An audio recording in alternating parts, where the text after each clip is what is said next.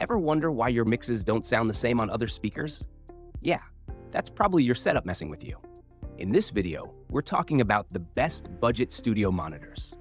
I've put together a list that fits a few different types of needs. So, no matter what kind of setup you're building, there should be something here that makes sense.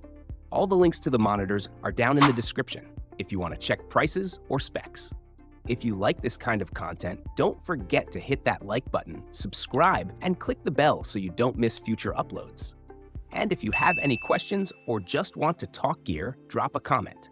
Let's get into it and check out what these budget-friendly studio monitors have to offer. JBL 305P Mark II, best studio monitors under $300.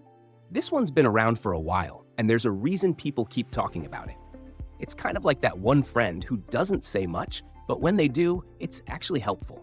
This monitor has a nice open sound and does a good job of showing details without making stuff sound too sharp or too boomy. The sweet spot is pretty wide too, so you don't have to sit completely still like a statue while working on your mix. It's got a rear port, so if you put it too close to a wall, you might get a bit of extra bass. There's a little switch on the back to help with that though. And if your room's not perfect, like most bedrooms or shared spaces, this one still holds up. Some people mention a light hiss, especially at low volume, and the power-saving feature can be kind of weird. Doesn't always turn off when you think it should. Not a deal breaker, but something to know. For a budget pick, it punches way above its price. Clear sound, useful EQ controls, and it doesn't take up much space. Just don't poke the speaker cones. No grills here. M-Audio BX4, best studio monitors under $200. If you're working with a small space and tight budget, these are going to grab your attention real quick. They don't look flashy, but the sound coming out of them, surprisingly clear. Kind of makes you do a double take like, wait, that came from these little things? The clarity in the highs really pops, which is great for mixing or editing video. And there's some punch in the low end too. Some folks say the bass is a bit too strong, others say it's not quite enough without a sub. Bit of a coin toss depending on what you're listening to. But for their size, they get the job done. What I really like is the EQ controls on the back. Makes it easy to tweak the sound to fit your room without needing extra gear. And they're compact, so they won't hog your whole desk. Plug-in options are solid too. Everything from your audio interface to your phone can hook right in. Now, are they flawless? Nah. A few people had issues with one speaker going silent after a while. But at this price, it's hard to expect perfection. For beginner producers or casual editors, they're a strong pick without burning through your wallet. Mackie CR3.5, best studio monitors under $100. If you're working with a super tight budget but still want something that doesn't sound like a tin can, this one might surprise you. It's small, it's simple, and it punches above its price tag. The sound is actually pretty nice, especially the highs and mids. It's not going to blow your socks off with bass, but for something this size, it does all right. Some people say it boosts the highs and lows a little too much, kind of like it's putting on makeup for a night out. That might not be the best thing if you're trying to mix music seriously, but for editing videos, gaming, or just vibing out, it totally works. There's even a tone knob on the front so you can mess around with how it sounds. And that location switch is kind of smart. Lets you decide if it's for your desk or a shelf. Feels made for someone who needs flexibility in a small space. I've seen folks use these at bedroom desks, in tiny studio corners, even at house parties. Though that last one might be pushing it a little. Still, for what they cost, they get the job done. And they don't look half bad doing it. PreSonus Aris 5BT, best budget studio monitors for beginners. If you're just getting into music production or content creation and don't want to spend a ton, these are a smart pick. They've got that clean, accurate sound that beginners really appreciate. Everything feels balanced, not too sharp or too boomy. Great if you're learning how to mix or just want to hear what's actually in your track, not what your speakers are boosting. The Bluetooth feature is pretty nice too. I mean, being able to switch from editing to streaming without plugging in more wires? It's a great design. Though, I heard a few folks mention the connection can be a little moody sometimes. Not a deal breaker, but something to keep in mind. Size-wise, these don't hog your desk. Perfect for small spaces or bedroom setups. And you can tweak the sound to match your room, which is super helpful. Now, if you're all about bass-heavy music, these might not thump as much as you'd like. But for most stuff, gaming, editing, casual listening, they do a great job. They don't feel cheap either.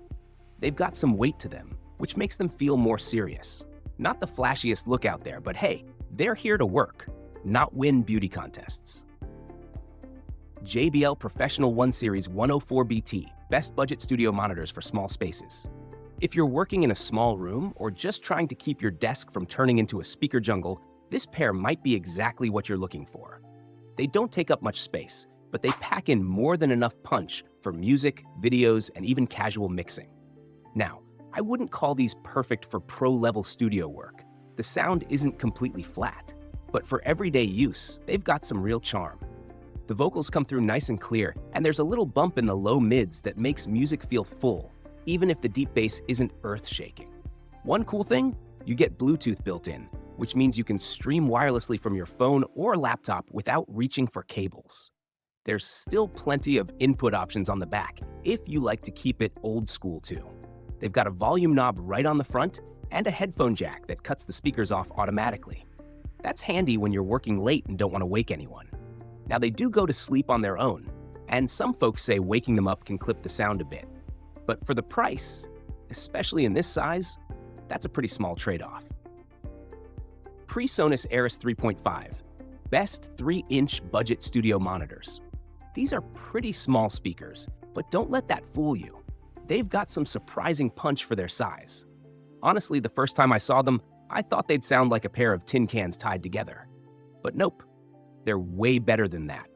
The highs and mids come through nice and clean, especially for things like vocals or voiceovers. They're not bass monsters or anything, so if you're trying to feel the kick drum in your chest, yeah, probably not happening here. But for casual music production or editing videos at your desk, they do a great job. They're super compact too, which is perfect if you've only got a small desk or bedroom setup. You can tweak the sound a bit with the tone knobs on the back, kind of like giving them a little tune-up based on your room. Now, they're not perfect. The sound isn't super flat, and some folks say the mid-range dips a bit. But hey, for a budget pick, they're punching way above their weight. Great for beginners or anyone who's just getting their feet wet in music or content creation. And yeah, they look pretty clean too. Nothing flashy, just that simple black with a blue glow. So yeah, picking budget studio monitors doesn't have to be a guessing game. There's actually a lot of good stuff out there, even if you're not dropping a fortune. Just depends on what matters most to you: sound, size, controls, or how they fit on your desk. If any of these caught your eye, the links for each one are down in the description. And hey, if this video helped even a little, hit that like button. It really helps out. Make sure to subscribe if you haven't already, and don't forget the little bell so you don't miss our next videos. Drop a comment too. Let us know which one you'd pick or what setup you're building. And if you're still figuring things out, check out some of our other videos. We've got more gear roundups. Thanks for watching.